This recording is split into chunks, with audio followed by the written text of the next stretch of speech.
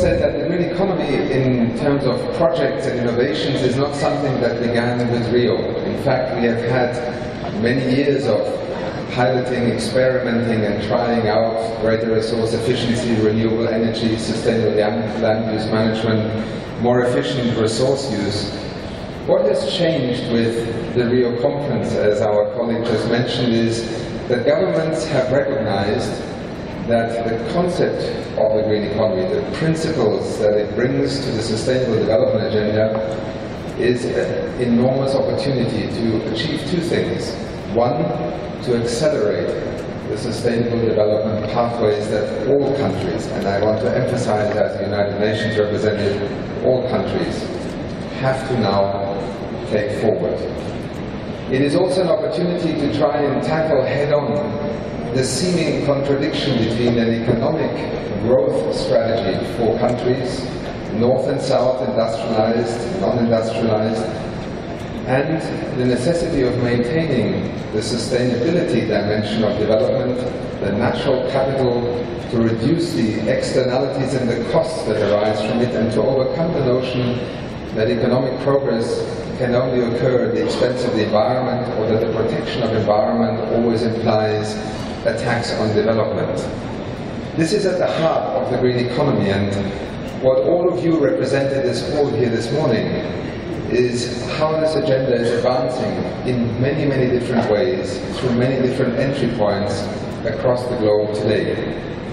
The green economy, I always emphasize, on behalf of the Secretary General and the partners in the Partnership on Action for the Green Economy, but also the other UN agencies, funds and programs who are represented at this conference here today, is not an alternative agenda to the Sustainable Development Agenda. On the contrary, it is an engine for sustainable development to succeed, and it is also a recognition that we must change the pace with which our economies are tackling either the challenge of climate change, land degradation, the increasing spectrum of resource scarcities, the fact that pollution is killing millions of people every year on this planet, supposedly in the name of development, whether it is the health agenda, the food security agenda, the energy security agenda.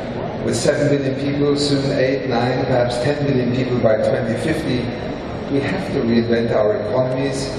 And what we would like to do this week with this first global conference is to understand in how many ways countries have already begun to do so. The green economy is an opportunity as much as it reflects the necessity to act. It has, as I said, many pathways, many entry points. It is, in the first instance, however, an appeal and a recognition that you have to move beyond projects.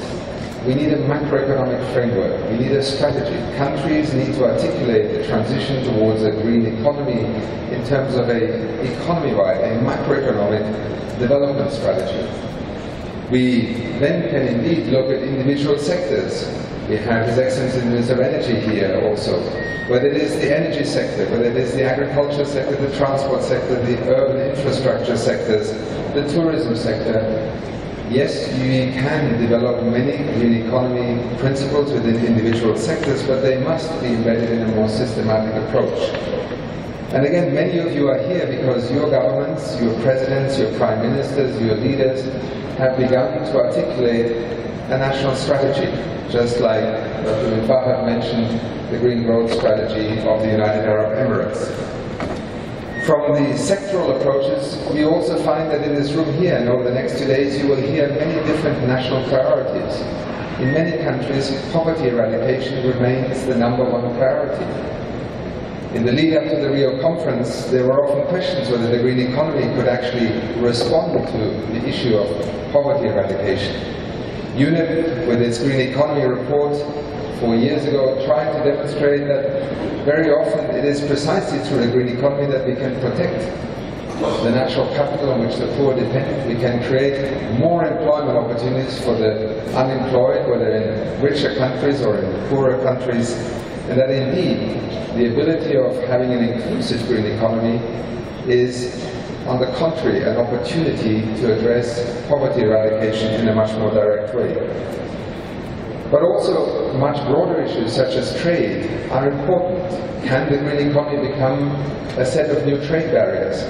Can it discriminate countries from being able to operate in our global market? Or can it be a driver for making countries more competitive? Can it be an accelerator and a catalyst for new technologies to be deployed in countries that maybe would otherwise only do so in 20 years? As you know, the United Nations Environment Programme's headquarters is located in Kenya, in the heart of Africa, on the equator. Kenya is a classic example of how the story that renewable energy technologies are not something that Africa can afford has been turned on its head. In just 6 years, Kenya will double its energy generating capacity, electricity generating capacity. And 95% of that new capacity, which will double what Kenya has been able to establish over the last 50 years, will be done with renewable energy technologies. The frontiers of geothermal development, the introduction of wind power in public-private partnerships, and the deployment of photovoltaic power are actually allowing Kenya to finally come closer to its goal of providing access to energy, off-grid, decentralized, in a country where even today 75% of the population do not have access to electricity. These are some of the challenges that we have had to confront in trying to articulate whether a green economy agenda is only something for the rich, for those who own the technology, or can it be something that makes for a more inclusive economy, a more jobs-intense economy, and an economy that allows us to eradicate poverty. Then what is full cost pricing? Whether in the energy sector, in the transport sector, how do we correct the signals that our economies are sending into both public and private investment strategies? And here is another key issue. One thing is to dream of a green economy with cleaner technologies, more efficient mobility, more sustainable agriculture. How do you actually finance it? And here I think we have a major issue that hopefully in the next 2 days we can begin to sharpen our attention to, because without investment and finance, both from the public, but let us also be honest, increasingly from the private sector, the financial markets, the capital markets, the transitions that we are talking about in technology and management of our economies will not occur. It is for this reason that just a few weeks ago UNEP launched another project as part of its green economy work, an inquiry into how we can look at our financial systems and capital markets in terms of leveraging greater investments into the green economy. That, I hope, will be something that many of you will find of great interest. Our colleagues are here, and Simon Zadig, who will moderate the session later on, is one of the co-directors of this initiative. So, financing and investment. And again, we need to share lessons, beginning with fiscal policy. Many of you have begun to adjust your fiscal policy, from taxation to subsidies to incentives. What does make an investment in a building, or in more fuel-efficient cars, or in more sustainable agriculture, not just something that you do out of the goodness of your heart, but that allows you to sustain your business? How do we correct our fiscal policy system? And again, we have some fantastic examples, from ecological tax reforms in Vietnam to carbon taxes in British Columbia and Canada, which actually very often show that if it is done in a tax-neutral sense for the citizen, it can retool an economy literally overnight and make citizens better off, as we saw, for instance, in Canada, where the carbon tax not only led to a reduction in carbon emissions per capita, but the money went back to citizens in terms or in the form of reduced income taxes. The deployment of technologies. We are here in the United Arab Emirates, Mazda, the renewable energy frontier, interesting enough, now exploding across also the Arab world. I just attended the first summit on the green economy in Africa, hosted by the governor of Algeria in Oran just a couple of weeks ago.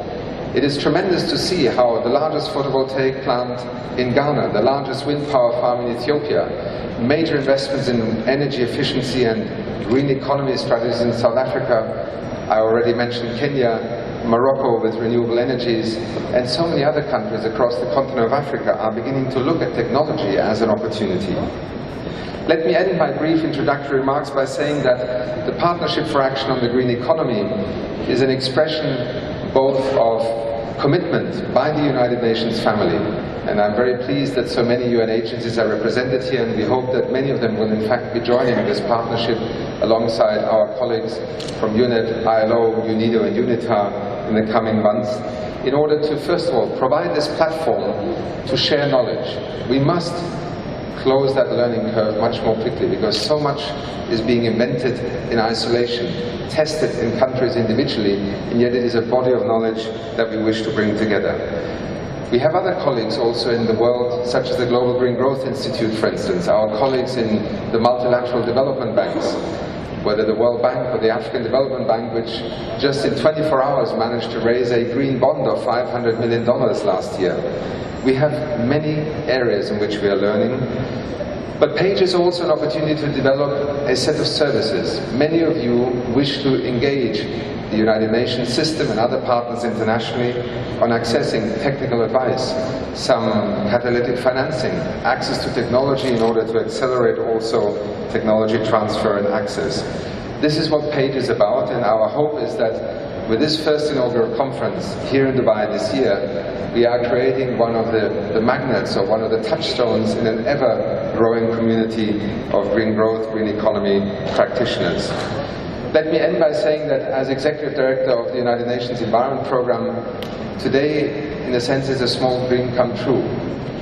When we introduced this notion of a transition towards a green economy as a global concept into the process for preparing the Rio+20 summit, there were many skeptics, and yet leaders of governments embraced this as one of the tools in the context of sustainable development and poverty eradication.